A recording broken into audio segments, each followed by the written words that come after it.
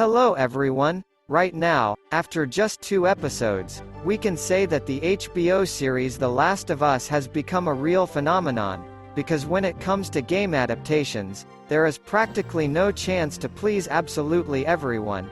But The Last of Us, with its outrageous rating of 96 to 97% out of 100, breaks all the templates here, and it also sets a new bar for how you really need to approach any adaptation. Not necessarily a game one. Let's talk a little bit in general about the HBO series and, most importantly, about why he just drove everyone crazy with his completely exorbitant rating.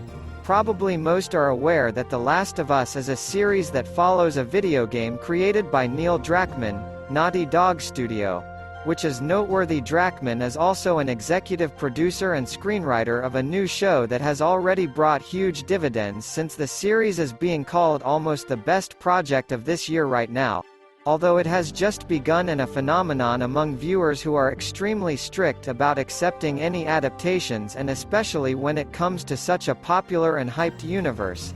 According to many, the first key to the success of The Last of Us is that this show is one of the most accurate adaptations of video games in history. Of course, in the first and second episodes of the series there were certain discrepancies with the games, but the whole thing is that these discrepancies firstly do not affect the overall perception of what is happening with the worst on the other hand, and secondly, they even on the contrary partially expand and complement the universe of the game by giving answers to some questions, as well as pouring us the events of the prequel, the events taking place before the pandemic and how it actually began.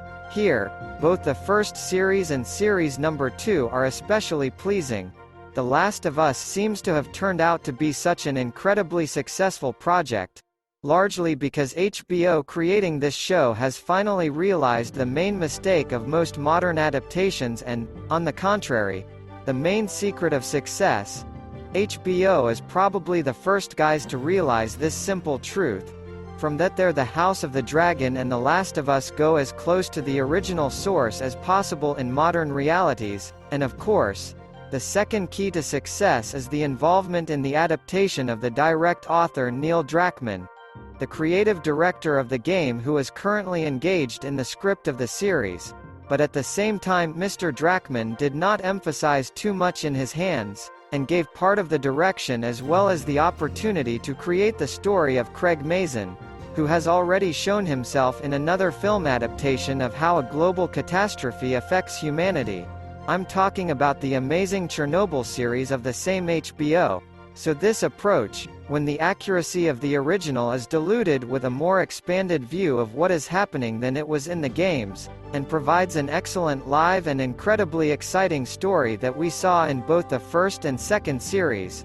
Now as for building a post-apocalyptic world, it would be tested many times, but it is extremely difficult aspect for any such a saga, because if you approach this issue negligently, it will turn out like in Resident Evil from Netflix, namely that a certain device of the world appears in front of the audience, but it looks like everyone was just specially made dirtier, which was kind of plausible, while there is no post-apocalyptic aesthetics like in Mad Max. In this regard, the HBO series is also alright, because having a very solid budget, its authors did not stint on really drawing everything in one. The backgrounds are as necessary to work out, for example, ingrown earth, or people smeared on the walls, to create material mushroom thickets and others and so on, to show the dilapidation of everything around. It was especially noticeable in the second series. Well, in general, the approach here is exactly the right one,